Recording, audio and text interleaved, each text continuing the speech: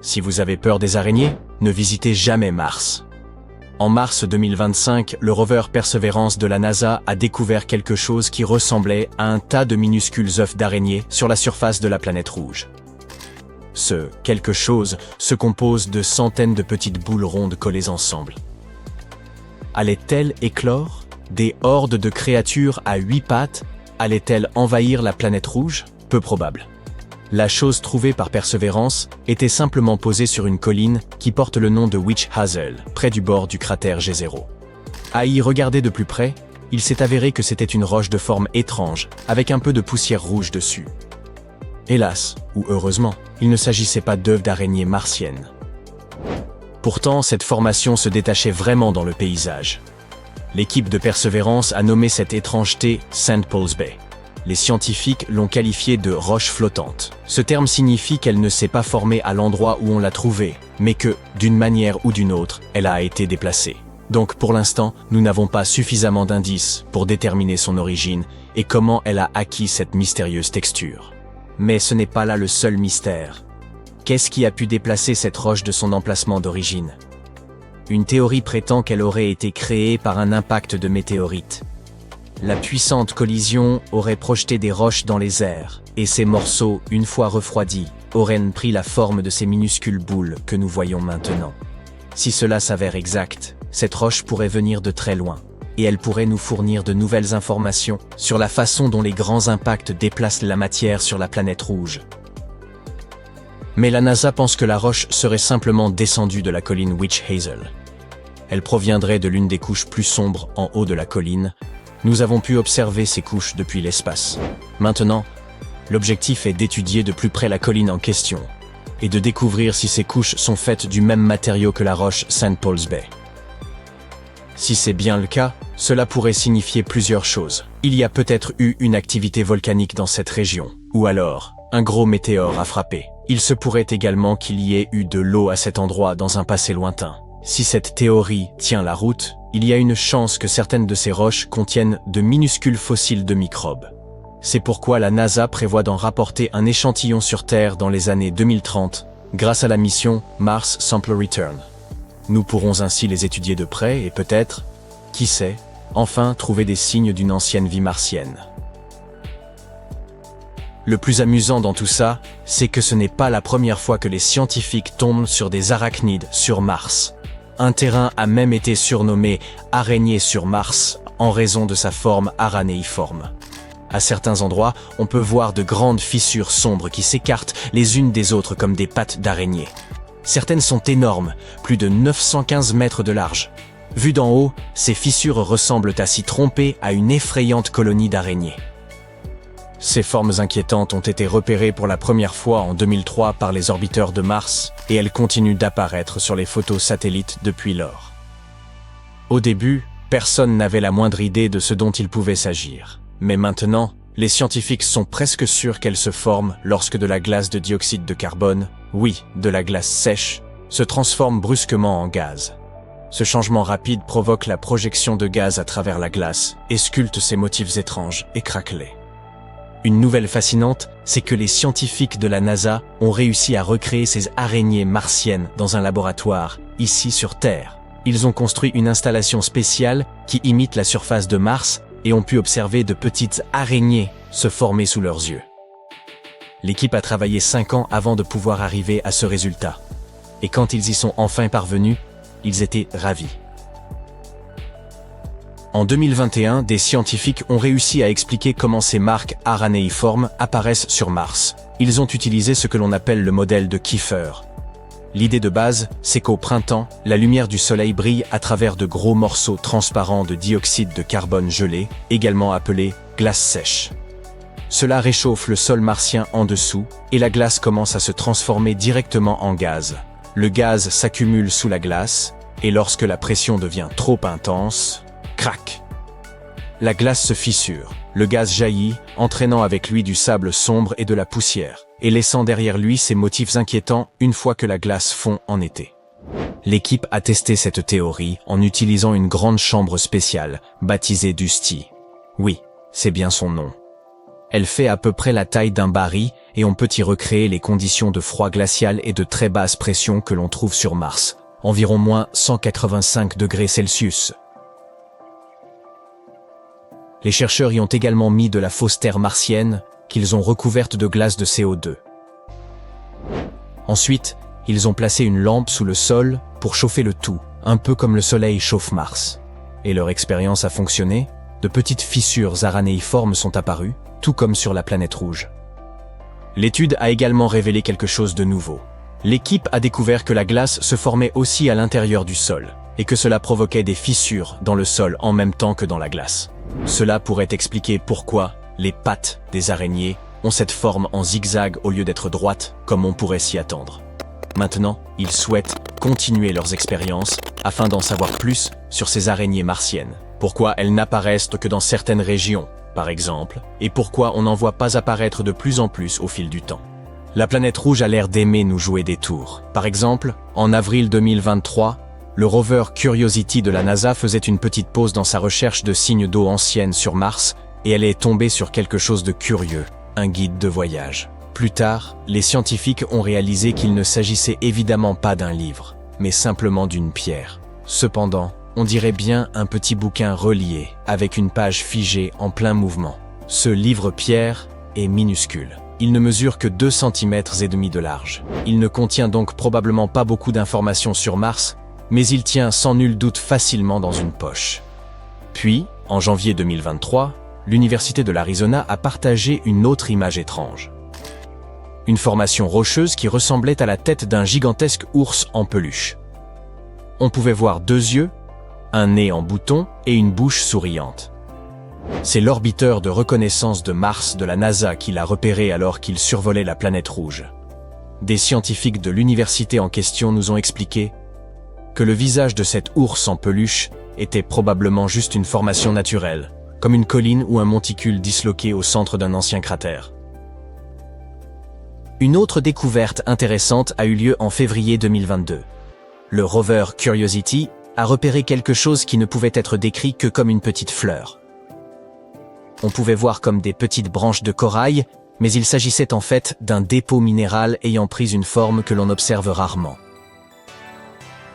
La plupart de ces types de dépôts se forment lorsque de l'eau ancienne se mélange avec des roches de surface. Rien de très nouveau donc pour les scientifiques.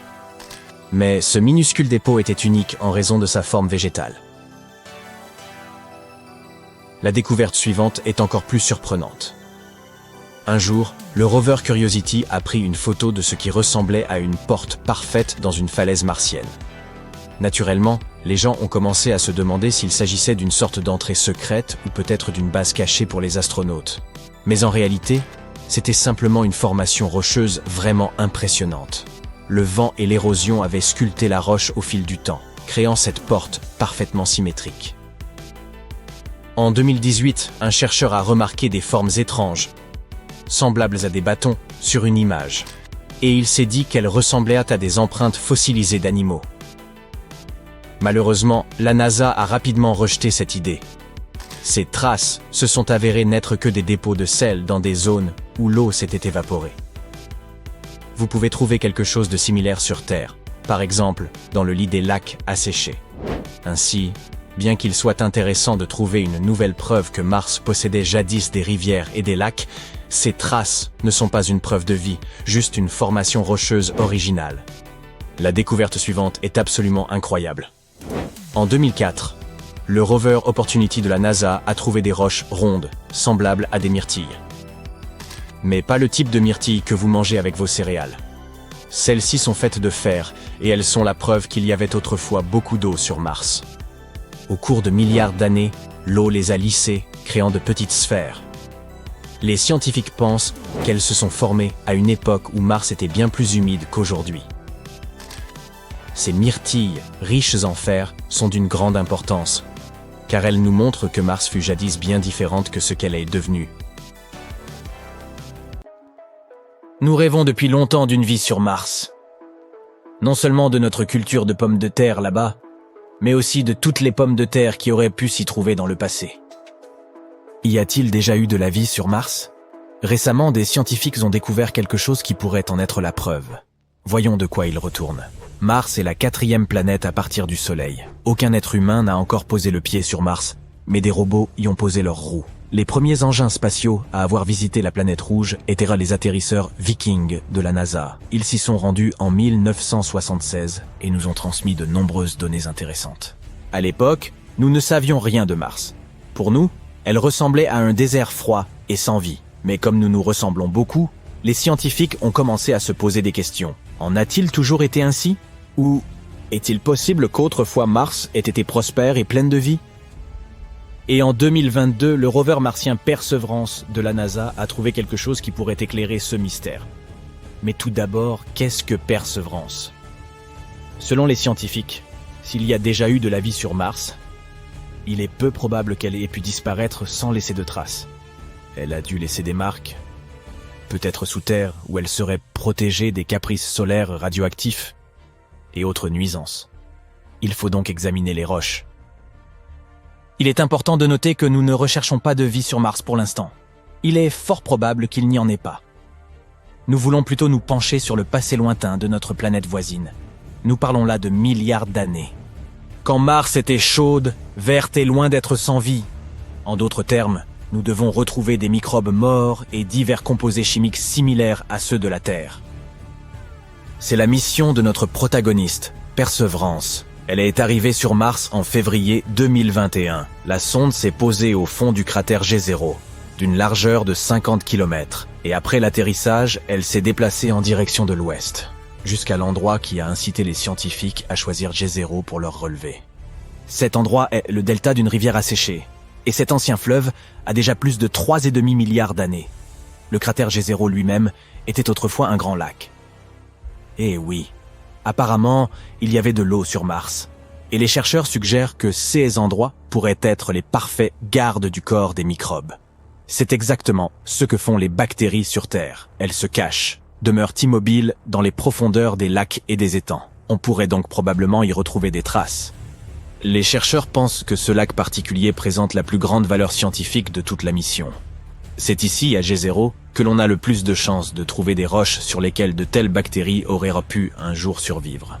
Perseverance s'est donc rendu dans le delta. La route n'aura pas été facile. Le véhicule s'est un peu planté et a atterri plus loin que prévu. Comme le disait Cooper dans Interstellar, cette petite manœuvre va nous coûter 51 ans. Heureusement, Perseverance n'en a pris qu'un. Et en chemin, il a pu explorer G0 d'un peu plus près. Ce rover utilise un outil intégré complexe pour explorer le monde qui l'entoure. Cet outil s'appelle le Scanning Habitable Environments with Raman and Luminescence for Organics and Chemicals. Ou tout simplement, Sherlock. La NASA raffole des acronymes.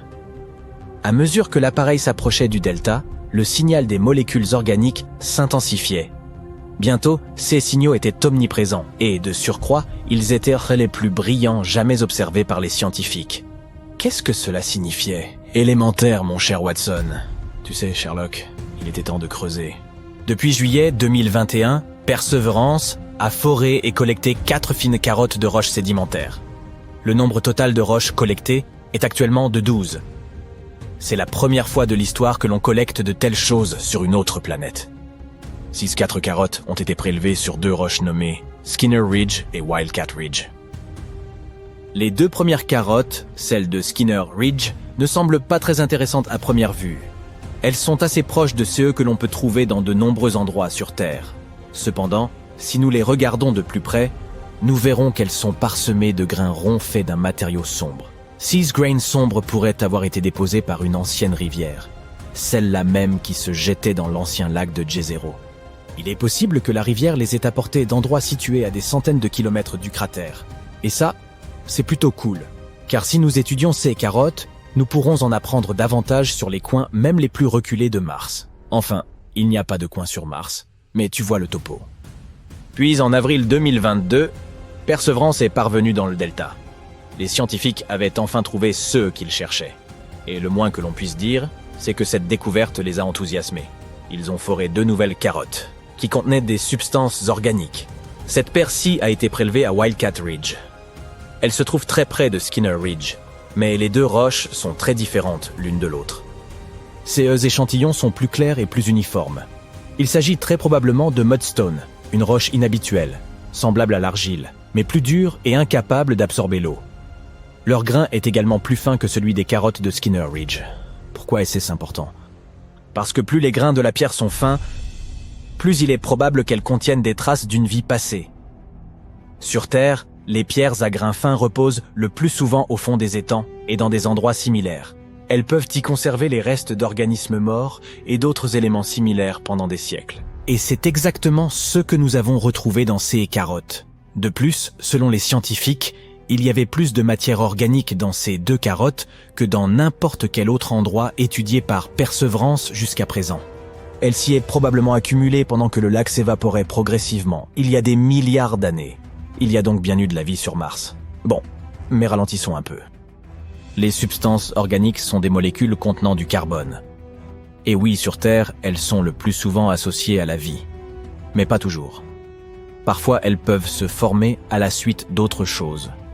On ne peut donc pas encore dire avec certitude s'il y a eu de la vie sur Mars. Nous ne savons pas si ces molécules sont réellement issues de microbes martiens ou si elles sont le résultat d'autres phénomènes.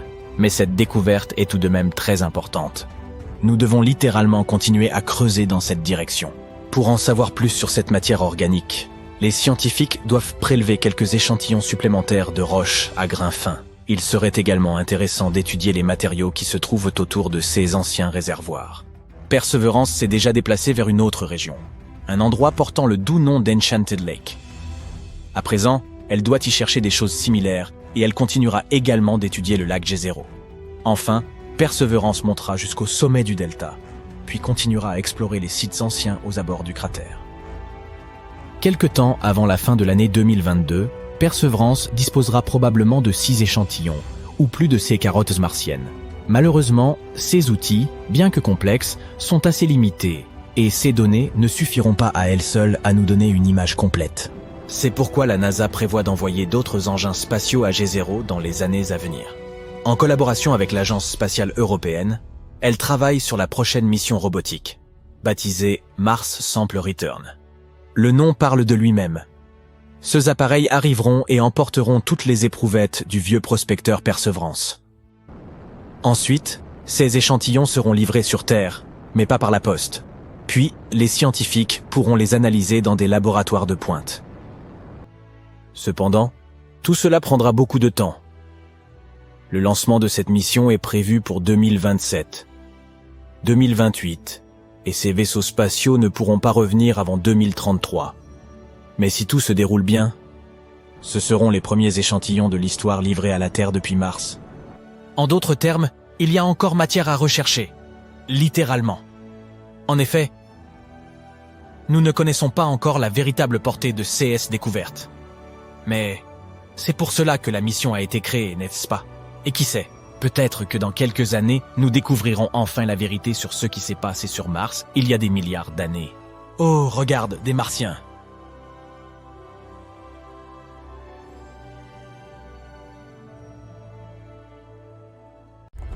La terre rouge et aride tremble sous vos pieds. De larges crevasses s'ouvrent brusquement, menaçant de vous engloutir.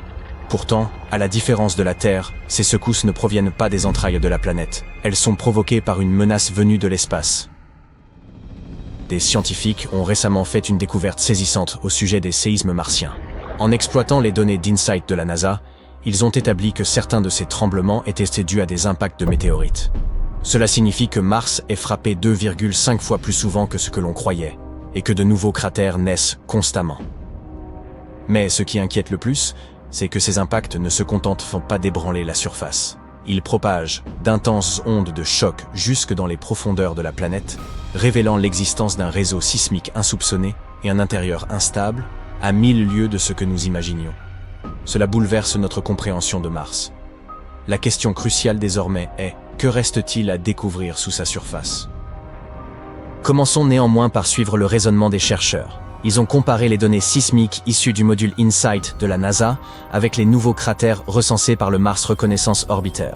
C'est ainsi qu'ils ont constaté que certains impacts engendraient une autoroute sismique, traversant le manteau, au lieu d'être amortis par la croûte. Bien que la mission ait été interrompue en 2022, les données recueillies demeurent d'une grande valeur.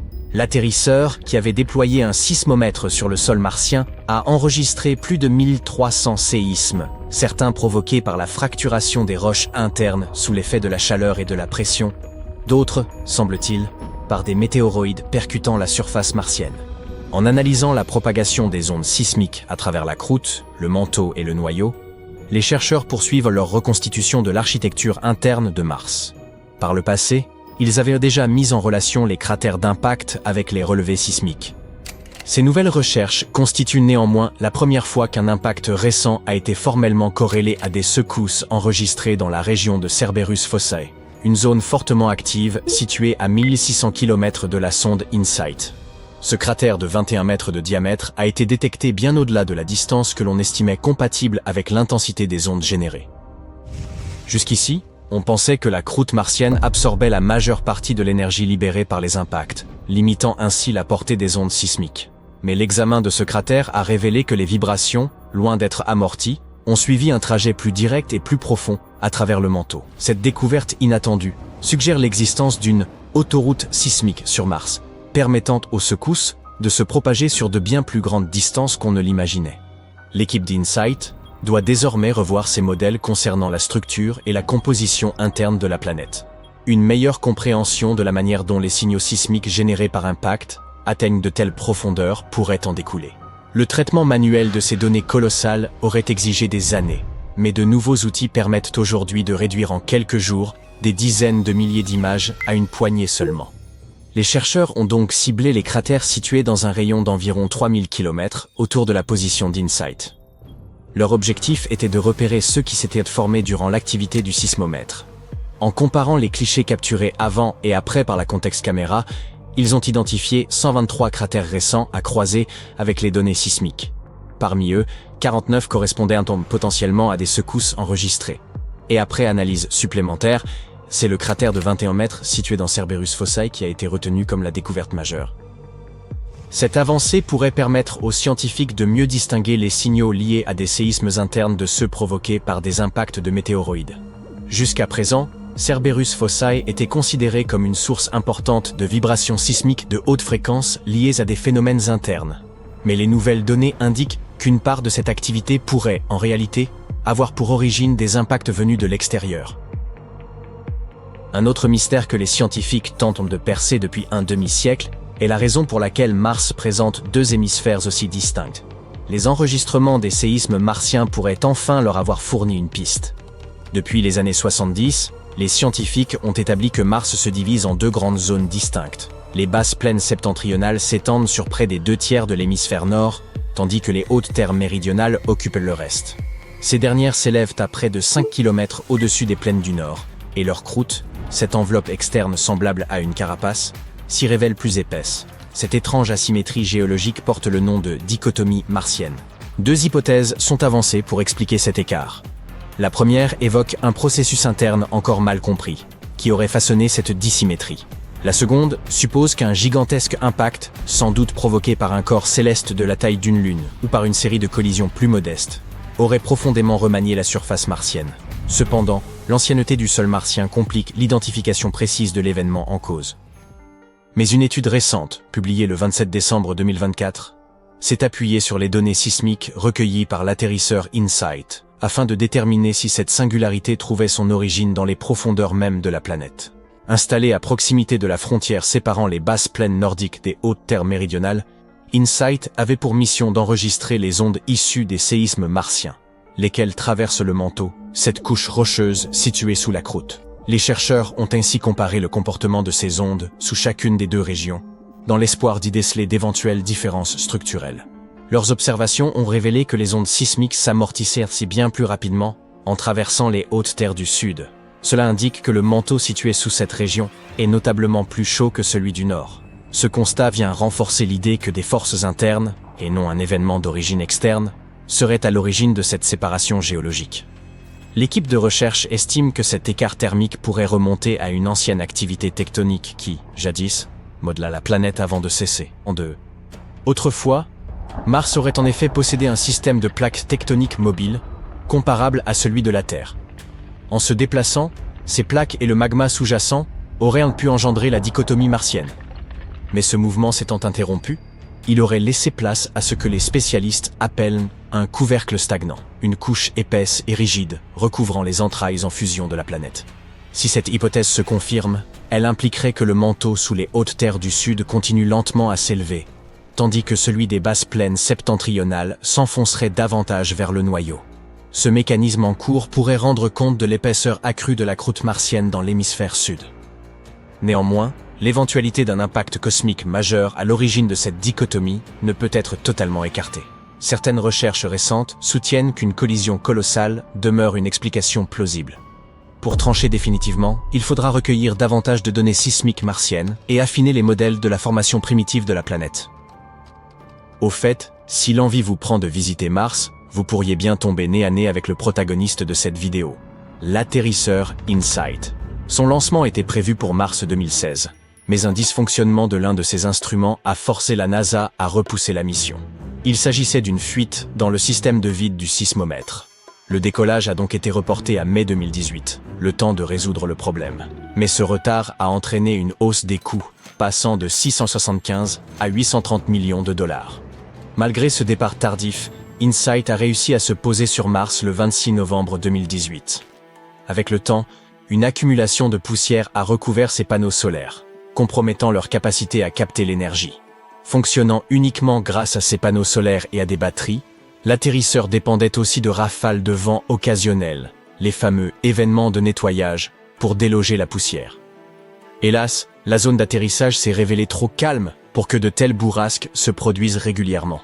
En février 2021, en plein hiver martien, une épaisse couche de poussière avait réduit la production des panneaux à seulement 27% de leur rendement habituel. Pour préserver l'alimentation électrique, la NASA a résolu de faire entrer InSight en mode hibernation, désactivant peu à peu ses instruments pour maintenir ses circuits à température. L'équipe espérait qu'une amélioration du climat permettrait au module de se recharger et de reprendre ses activités vers juillet 2021.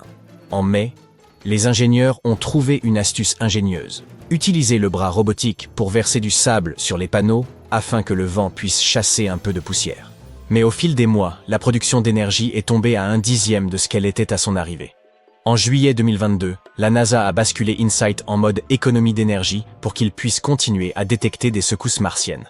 L'atterrisseur a tenu jusqu'à décembre 2022, puis, le 20 décembre, l'agence spatiale a annoncé avoir perdu le contact avec l'appareil 5 jours plus tôt. La mission a officiellement pris fin le 21 décembre 2022.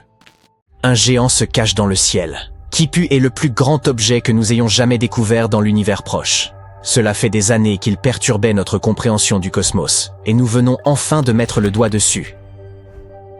Kipu est dense, puissant et dangereux si on l'ignore. Si nous ne comprenons pas ce genre de structure, nous risquons d'interpréter l'univers complètement de travers. Alors, de quoi s'agit-il exactement? Eh bien, pas d'un objet solide, comme une planète ou une étoile. Et ce n'est pas non plus une chose unique. C'est une superstructure, en gros, une région entière de l'univers. Un enchevêtrement de matière qui s'étend sur un espace immense et qui est maintenu par la gravité. Kipu est constitué d'un immense réseau de galaxies, des amas absolument gigantesques, ainsi que de gaz et de matière noire. C'est comme une autoroute où les amas seraient les villes, les divers filaments les routes secondaires, et la matière noire l'infrastructure invisible qui maintiendrait le tout. Et ce géant s'étend sur 1,3 milliard d'années-lumière. Cela signifie que si vous voyagiez à la vitesse de la lumière, il vous faudrait 1,3 milliard d'années pour le traverser. Kipu contient également 200 quadrillions de masse solaire, même s'il ne représente que 13% de l'univers observable. Le nom Kipu vient du système de cordes nouées utilisé par les Incas pour consigner des informations. C'était comme un système d'écriture. Dans ce système, chaque nœud, chaque couleur et chaque torsion racontait une histoire, des chiffres, des impôts, des récoltes et ainsi de suite. Ainsi, lorsque les astronomes ont découvert cette structure colossale dans l'espace, longue, enchevêtrée et ramifiée comme des cordes, ils se sont dit que ce nom lui conviendrait. De plus, la forme de la structure est assez proche de celle des quipus incas. Il y a un long filament central, et des filaments plus petits se ramifient sur les côtés. Le plus fascinant dans tout ça, c'est que Kipu n'est pas seul. Lorsque les scientifiques ont cartographié cette partie de l'univers, ils ont en fait découvert 5 de ces structures massives. Elles ne sont pas apparues tout d'un coup. Elles se sont formées au cours de milliards d'années, sous l'effet de la gravité qui a lentement rassemblé la matière. Au total, ces géantes contiennent près de la moitié de tous les amas de galaxies de cette région, 30% de toutes les galaxies, et un quart de toute la matière de l'univers observable. L'équipe qui a découvert Kipu a utilisé une astuce ingénieuse. Elle a recherché les rayons X provenant des amas de galaxies. Ces amas ne sont pas seulement remplis de galaxies, ils contiennent également du gaz extrêmement chaud. Ce gaz est si chaud qu'il rayonne dans le spectre des rayons X, que nous ne pouvons pas voir à l'œil nu, mais grâce à certains télescopes. Si ces rayons X sont si intenses, cela signifie qu'il y a là une quantité énorme de matière, galaxies, gaz et matière noire, attirées par la gravité. C'est dans ces zones que l'univers est le plus dense et le plus compact. En suivant les rayons X, les scientifiques ont donc pu dresser une carte des plus grandes structures cosmiques existantes, par exemple de Kipu. Pourquoi est-ce important? Parce que ces mégastructures perturbent tout. Tout d'abord, elles déforment le fond diffus cosmologique, c'est-à-dire la lumière issue du Big Bang. Il s'agit d'une faible lueur qui emplit tout l'univers. Après le Big Bang et la création de notre monde, une toute première lumière, ainsi que les tout premiers signaux ont été émis, et ils ne se sont pas encore complètement dissipés. Même après 13,8 milliards d'années, les restes de ce rayonnement continuent de nous parvenir. En étudiant cette lumière ancienne, les scientifiques sont en mesure de déterminer à quoi ressemblait l'univers à ses débuts, et Kipu nous empêche de le faire. Cette mégastructure a une telle gravité qu'elle courbe et déforme la lumière du fond diffus cosmologique. C'est ce qu'on appelle l'effet Sachs-Wolfe intégré. Ces déformations ajoutent du bruit au signal d'origine, et il nous est donc plus difficile de savoir clairement à quoi ressemblait l'univers naissant et comment il s'est développé.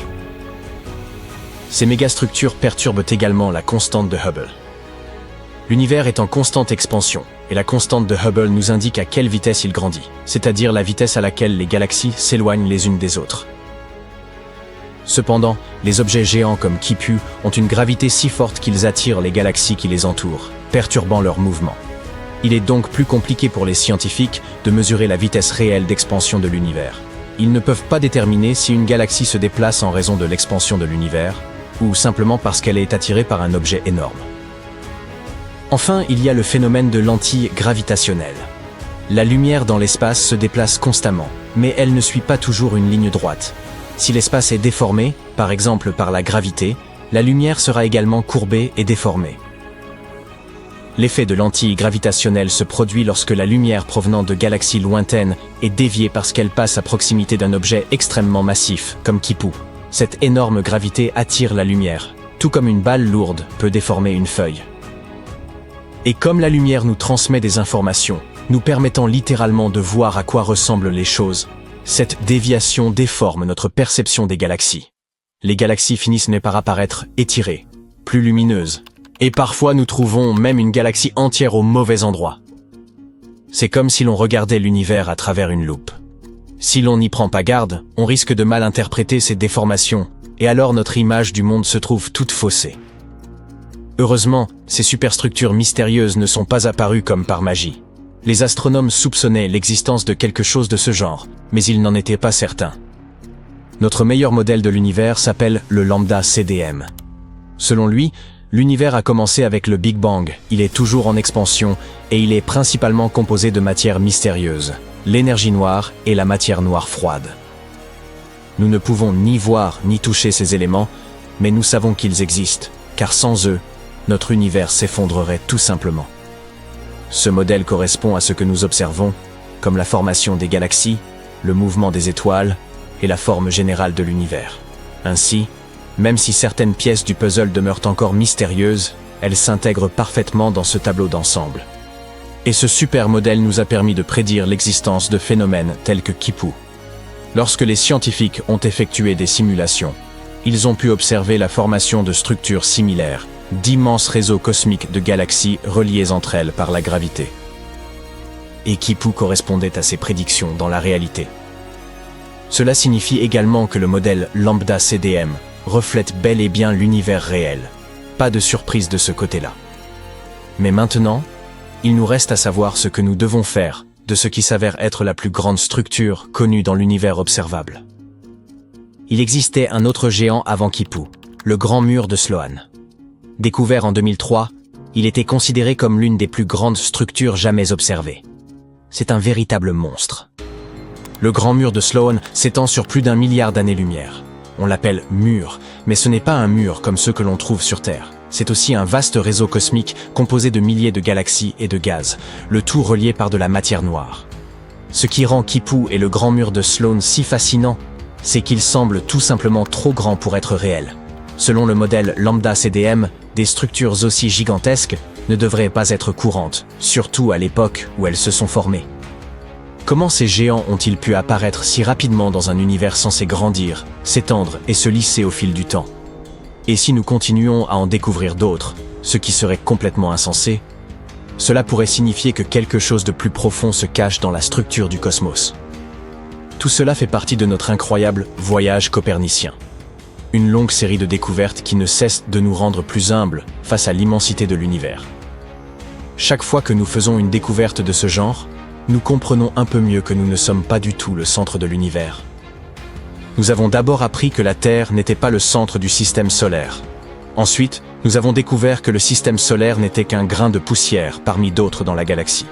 Aujourd'hui, même les superamas de galaxies, que nous croyions être les plus grands objets existants, se voient éclipsés par des structures telles que Kipu et le Grand Mur de Sloan. Cependant, ces structures ne sont pas éternelles. Kipu est temporaire. Au fil de milliards d'années, la gravité le déchirera et le fragmentera en morceaux plus petits. Certaines parties s'effondreront pour former des amas plus compacts, d'autres s'éloigneront simplement les unes des autres. Mais pour l'instant, Kipu reste l'une des structures les plus importantes de l'univers connu. Elle façonne la formation des galaxies. Elle courbe la lumière, ce qui rend sa compréhension extrêmement importante pour nous. Elle bouleverse littéralement toute notre vision du cosmos. Imaginez-vous en train de traverser un désert à pied. Il fait chaud, vous avez terriblement soif et pour couronner le tout, il vous faut contourner ce mur. Un mur au milieu d'un désert aride et sans vie. Exactement, un mur dans le nord du désert saoudien. Les archéologues viennent de faire une découverte extraordinaire, et il ne s'agit pas d'un simple mur.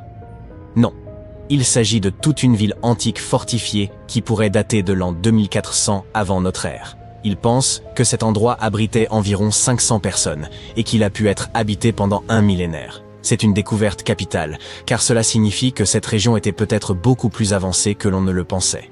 La ville était bien organisée, avec différentes zones d'habitation, des tours et des murs solides pour la protection des habitants, ainsi que différentes sections pour toutes sortes d'activités quotidiennes. Cette ville antique, que l'on appelle aujourd'hui Al-Natar, était une ville oasis, et grâce à elle, nous avons un aperçu de ce qu'était la vie dans ce désert il y a des milliers d'années. Apparemment, les différentes zones étaient bien séparées. Il y avait des quartiers résidentiels, un cimetière, des terres agricoles et même un centre-ville. Cette ville oasis, située dans la région de Khaybar, constitue la première grande colonie organisée du 2e ou 3e millénaire avant notre ère découverte par les chercheurs dans le nord-ouest de l'Arabie. Les premières études nous montrent que cette ville, qui s'étendait sur environ 2400 mètres carrés, comprenait plusieurs quartiers, dont un quartier résidentiel, un cimetière et un quartier judiciaire avec des tribunaux. Les maisons étaient disposées en rangées bien ordonnées, toutes reliées par de petites routes. Ces rues séparaient le quartier résidentiel du reste de la ville. À l'époque, la plupart des habitants de cette région étaient des éleveurs nomades, en perpétuel mouvement. Cependant, les archéologues sont convaincus que pendant l'âge du bronze, le nord-ouest de l'Arabie était parsemé de petites villes fortifiées et d'oasis. Ces villes et oasis reliées entre elles étaient uniques. Elles offraient aux populations la sécurité nécessaire pour vivre, stocker des marchandises et faire du commerce. Elles témoignent des débuts de l'urbanisme et nous suggèrent que c'est à cette époque que les gens ont commencé à s'installer et à organiser leur communauté de manière plus structurée. L'équipe de recherche estime qu'il y avait environ 50 maisons à Al-Nata. Cependant, ce nombre pourrait atteindre 70 à mesure que les fouilles avancent. On pense que quelques centaines de personnes vivaient là. L'un des aspects les plus remarquables est sans doute que certaines maisons comptaient jusqu'à 3 étages. Construite sur une pente près de 2 routes commerciales importantes, cette ville bénéficiait d'un emplacement privilégié. L'un des aspects les plus impressionnants de cet endroit est son approvisionnement en eau. L'oasis disposait de sources et d'aquifères, des sources d'eau souterraines, ce qui en faisait un endroit idéal pour l'agriculture. Grâce à ces réserves d'eau, Les habitants pouvaient cultiver leur propre nourriture et être relativement autonomes. Les murs d'enceinte servirent probablement à contrôler l'accès à la ville et à ses ressources. Ce mode de vie sédentaire constituait un changement impressionnant par rapport à l'existence nomade des populations précédentes. Ce fut le début d'un mode de vie dit agro-pastoral, soit un mélange d'agriculture et d'élevage. Cette théorie est corroborée par la découverte, à l'intérieur de la ville, de tout un ensemble d'outils, des meules, des mortiers et des pilons. Les habitants moulaient leurs céréales afin de préparer leurs repas. Ils se nourrissaient de grains, de viande et de lait provenant de leurs propres élevages. Ces découvertes fascinantes nous montrent que les gens pouvaient subvenir à leurs besoins et qu'ils étaient étonnamment avancés pour l'époque. Grâce à un meilleur accès à l'Arabie Saoudite au cours des 2 dernières décennies, les archéologues ont désormais une image beaucoup plus précise de la vie qu'on y menait il y a des milliers d'années. Al-Nata faisait peut-être même partie d'un réseau de villes oasis fortifiées similaires réparties dans toute la région. Grâce à ces sites, nous pouvons à présent savoir comment fonctionnaient les routes commerciales et comment s'organisaient les petites colonies à cette époque dans cette région aride. Cette récente découverte n'est toutefois pas la seule à susciter l'enthousiasme du monde scientifique. Et si nous allions visiter l'Égypte, des archéologues viennent d'y découvrir un trésor antique gréco-égyptien sous les eaux. Ils explorèrent la cité perdue de Tonis Héracléon. Au large des côtes égyptiennes, elle aurait coulé il y a plus de 1000 ans. Cette ville était légendaire. Personne ne savait où elle se trouvait exactement jusqu'à sa redécouverte en l'an 2000. Aujourd'hui, les fouilles avancent et au cours d'une exploration récente, les archéologues ont découvert un trésor composé de nombreux objets en or et en argent. On pense qu'on les utilisait lors du couronnement des nouveaux pharaons. Les chercheurs ont même découvert un ancien temple grec dédié à Aphrodite, ainsi que des armes grecques très anciennes. Franck Gaudio, l'archéologue en chef, a déclaré qu'il était étonnant que ces objets si fragiles aient survécu à la catastrophe qui a détruit l'ancienne ville. À son apogée, Tonis Héracléon était l'une des plus grandes cités portuaires de la Méditerranée. C'était un immense centre culturel et le principal point d'entrée en Égypte pour les navires en provenance de Grèce. Malheureusement, en raison de la montée des eaux, de tremblements de terre et d'un raz-de-marée catastrophique, le sol sous la ville s'est un jour littéralement transformé en boue. La ville entière a alors sombré dans la Méditerranée. Et on l'a oublié jusqu'à ce que l'équipe de Gaudio la redécouvre en l'an 2000. Depuis, plusieurs de ces sites ont été mis au jour et les chercheurs ont pu peu à peu reconstituer son histoire. Si cette cité engloutie ne vous impressionne pas, nous vous emmenons à présent en Amazonie, où une découverte vraiment stupéfiante a été faite. Depuis des siècles, on parle de cités perdues au cœur de la jungle amazonienne, comme El Dorado, qui a attiré tant d'explorateurs espagnols à la grande époque des découvertes. Beaucoup d'entre eux ne sont jamais revenus. Dans les années 1900, un explorateur britannique nommé Percy Fawcett est parti à la recherche de ce qu'il appelait la cité perdue de Z. Et lui aussi a disparu. Aujourd'hui, des scientifiques ont trouvé la preuve que ces cités perdues de l'Amazonie ont bel et bien existé. Une équipe de chercheurs a utilisé une technologie appelée LIDAR, qui permet de voir à travers l'épaisse jungle depuis le ciel en projetant des faisceaux lumineux vers le sol. Ils ont survolé la jungle bolivienne à bord d'un hélicoptère à environ 200 mètres d'altitude et ont cartographié ces anciennes cités. Ils ont découvert les ruines d'une immense agglomération construite par le peuple khazarabe, qui y a vécu de 500 à 1400 après JC. Il ne s'agissait pas juste de quelques bâtiments éparpillés ici et là. Les cartes LIDAR ont révélé d'immenses centres urbains, des pyramides, des plateformes, des routes, des canaux et des chaussées, le tout soigneusement aménagé. Il s'avère que l'Amazonie n'était pas une jungle vierge, mais qu'elle abritait autrefois de grandes villes très complexes. Un scientifique de l'Institut archéologique allemand a expliqué que les Européens avaient longtemps ignoré la possibilité de l'existence d'anciennes villes amazoniennes, mais que les cartes LIDAR venaient aujourd'hui leur donner tort. Ces nouvelles cartes ont révélé 26 sites, dont 11 totalement inconnus jusqu'à présent. Les chercheurs ont découvert 2 sites urbains principaux, Landivar et Kotoka, qui comportaient d'énormes douves, de grands bâtiments sur plateforme et de hautes pyramides. Les différentes colonies, petites et grandes, étaient reliées par des chaussées s'étendant comme les rayons d'une roue. Certains canaux reliaient même les villes à des rivières et à un grand lac, ce qui permettait à l'eau de circuler dans la région. Au fil des ans, les scientifiques ont trouvé des ruines éparpillées dans toute la zone, mais à cause de l'épaisseur de la jungle, il était presque impossible de relier les points entre eux et de comprendre de quelle façon communiquaient tous ces vestiges. Grâce au LIDAR, l'ensemble du site a pu prendre vie, révélant un système urbain organisé extrêmement vaste. Il est désormais évident que ces sites avaient également une signification spirituelle, car tout y est disposé de manière à évoquer une structure symbolique profonde. La civilisation khazarabe n'est pas aussi célèbre que celle des Mayas, mais elle a connu une société florissante dans une région confrontée à d'énormes défis tels que des inondations annuelles. Et bien que les Andes voisines possèdent leurs propres sites monumentaux, les Khazarabes ont réalisé quelque chose d'absolument unique. Ils disposaient même de réservoirs pour stocker l'eau, ce qui suggère qu'ils devaient faire face à des sécheresses occasionnelles, ce qui est assez inhabituel en Amazonie. En réalité, ces terribles sécheresses pourraient nous expliquer pourquoi les Khazarabes ont finalement quitté leur ville vers l'an 1400 de notre ère.